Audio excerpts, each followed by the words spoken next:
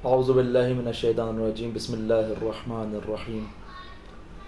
ایام ازا کے ہیں اور خداوند متعال کی بارگاہ میں دعا گو ہیں کہ آپ کو اس کوشش و کاوش پر آپ کی توفیقات میں اضافہ فرمائے۔ جیسا کہ آپ نے سوال کیا کہ کیا مسجد میں ان ایام کے اندر کسی بھی امام کی شہادت کے ایام کے دوران قمیض اتار کر ماتم کرنا، اس شرط کے ساتھ کہ کوئی نامحرم وہاں موجود نہ ہو، فی نفس ہی قباحت نہیں رکھتا، لیکن بہرحال عزاداری کے آداب ہیں جو مسلسل سینہ در سینہ ہم تک پہنچے ہیں اور ایک طریقہ کار رہا ہے، رائج رہا ہے ائمہ کے دور سے اب تک۔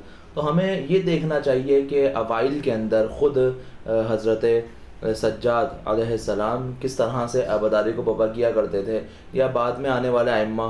اگر ہم دیکھیں واقعہ کربلا اور اس کے بعد ائمہ کا ادوار، تو ہم دیکھتے ہیں تقریباً 200 سال امام معصوم کی امامت کے دوران ماہ محرم الحرام آیا ہے۔ تو اس دوران جو عزاداری ہوئی ہے وہی ہمارے لیے آئیڈیل ہے، تو ہمیں کوشش کرنی چاہیے کہ اس طرح کی عزاداری کو ہم اپنے معاشرے میں برپا کریں۔ بالکل ٹھیک ہو گیا۔ چلتے ہیں اپنے دوسرے سوال کی طرف۔ محرم اور سفر میں کالے کپڑے پہننا مستحب ہے یا مکروہ ہے؟ اگر ہم روایتوں کی طرف اور علماء کے فتاوی کی طرف توجہ کریں تو اکثر علماء کا یہ کہنا ہے کہ خود ان ایام میں محرم اور سفر کے اندر کالے لباس کو مثلا پسندیدہ فعل قرار دیا گیا ہے، پسندیدہ عمل قرار دیا گیا ہے اور تاکید کی گئی ہے۔ کیونکہ یہ جو لباس ہے یہ بتاتا ہے کہ انسان اپنے حال اور احوال کو بیان کر رہا ہوتا ہے، کہ جب انسان کے اوپر کوئی خوشی کا مہینہ آتا ہے، کوئی خوشی کا موقع آتا ہے، خوشی کا ایام آتے ہیں، شاد و شادی کے ایام آتے ہیں، تو ہم دیکھتے ہیں کہ لباس اس طرح کے ہوتے ہیں جو عیاں کرتے ہیں کہ اس کے دل کی حالت کیا ہے۔ تو یہ لباس غم کا لباس ہے کہ جب انسان اس لباس کو پہنتا ہے تو اس سے پتہ چلتا ہے کہ انسان ایک عزا کے اندر داخل ہوا ہے، اور ایک ایسی عزا کہ جس کا زندہ کرنے کا اہل بیت کی طرف سے ہمیں حکم دیا گیا ہے کہ امام حسین علیہ السلام کی عزاداری کرو۔ تو یہ وجہ ہے کہ محرم میں اور سفر میں اس کالے لباس کو پہننا پسندیدہ عمل قرار دیا گیا ہے، اور اس کی کراہیت اکثر علماء کے نزدیک ثابت نہیں ہے۔ یعنی ان شرائط کے ساتھ اگر لباس پہنا جائے تو وہ مستحب قرار پائے گا۔ بے شک۔ چلتے ہیں اپنے اگلے سوال کی طرف۔ امام حسین علیہ السلام کی عزاداری کے لیے نماز کو اول وقت سے تاخیر کرنا کیسا ہے؟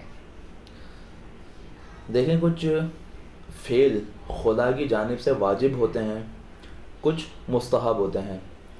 بعض اوقات کچھ عبادات کے ثواب جو کہ واجب ہوں ان کے ثواب مستحب سے کم ہوتے ہیں۔ مثال، اگر آپ کسی کو سلام کریں تو سلام کرنا مستحب ہے، واجب نہیں ہے۔ صحیح۔ لیکن سلام کا جواب دینا واجب ہے، لیکن سلام کرنے کا زیادہ ثواب روایتوں میں ملتا ہے۔ اسی طریقے سے اور بھی عبادتیں ہیں جو مستحب ہونے کے باوجود ثواب اس کا زیادہ ہوتا ہے۔ بہرحال مجھے اس بحث میں نہیں پڑھنا کہ نماز میں زیادہ ثواب ہے عزاداری میں، لیکن نماز کو اول وقت سے تاخیر کرنا خود خدا کے نزدیک اور اہل بیت کے نزدیک پسندیدہ عمل نہیں ہے۔ تو کوشش کرنی چاہیے کہ اپنے پروگرامز کو، اپنے ایونٹس کو اس طریقے سے تنظیم دیں، اپنی عزاداری کو اس طریقے سے برپا کریں کہ نہ تو نماز کے اندر کوئی خلل پیدا ہو، نہ ہی عزاداری کے اندر کوئی خلل پیدا ہو، کیونکہ دونوں خدا کی طرف سے ہمیں دی گئی نعمتیں ہیں، دونوں عبادت الہی ہیں، تو اس طرح سے ادا کی جائیں، نہ نماز کی وجہ سے عزاداری ڈسٹرب ہو، نہ عزاداری کی وجہ سے نماز ڈسٹرب ہو۔ بہترین جواب، ماشاءاللہ۔ اگلا سوال، عاشورہ کے دن کام کرنا، یعنی لوگ آفس ورک کرتے ہیں، ویسے تو اگر پاکستان میں دیکھیں تو اس دن چھٹی ہوتی ہے گورنمنٹ کی طرف سے، تو اس دن کام کرنا عاشورہ کے دن کیسا ہے؟ جیسا کہ ہمیں روایات میں اور فقہا بیان کرتے ہیں کہ جب ماہ محرم کا چاند کسی بھی معصوم نے دیکھتا ہے تو اس کے بعد کسی بھی شخص نے اس دور کے کبھی بھی معصوم کو مسکراتے ہوئے نہیں دیکھا، تو وہ ان کے اوپر ایک غم کی کیفیت طاری ہوتی ہے، اور بالخصوص خود 10 محرم اس دن روایتوں سے یہ ثابت ہے انسان کوشش کرے کہ اپنے آپ کو حسین اور ذکر حسین کے اندر مصروف رکھے، اور روایتوں میں اس دن کام کرنے کو، تاجر طبقہ اپنی دکانیں کھولنے کو، اس کو کراہیت اس کی ثابت ہے، یعنی مکروہ ہے ان کے انسان جو ہے دن اپنی مثلا دنیاوی امور کو مثلا یاد رکھے، اگر اس کو چھوڑ کر ترک کر کر ذکر حسین کرے جو کہ در حقیقت ذکر خدا ہے، جو اس کو خود خدا کی طرف لے کے جاتا ہے، یعنی عشق حقیقی سے جا کے ملاتا ہے، تو یہ جو ہے انسان کے لیے باعث ہدایت بھی ہوتا ہے، انسان کو کمال کی طرف بھی لے کے جاتا ہے، اور انسان ایک مکروہ فعل سے انجام دینے سے بچ جاتا ہے، بلکہ استحباب کی طرف یعنی مستحب عمل کو بھی انجام دے رہا ہوتا ہے۔ ماشاءاللہ ماشاءاللہ۔ چلتے ہیں اپنے اگلے سوال کی طرف۔ عزاداری کے دستوں کے شروع میں چراغاں کرنا یا علم لگانا کیسا ہے؟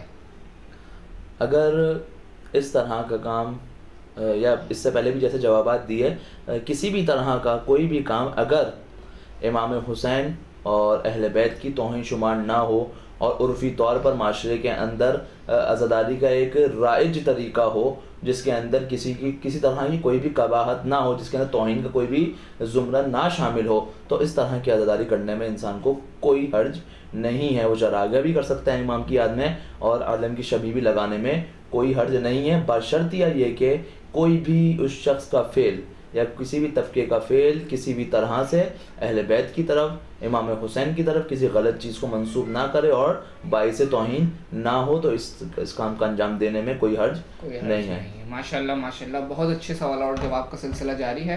اب ہم چلتے ہیں ایک چھوٹی سی بریک پر اور انشاءاللہ جلدی واپس آتے ہیں، تب تک کے لیے السلام علیکم ورحمۃ اللہ۔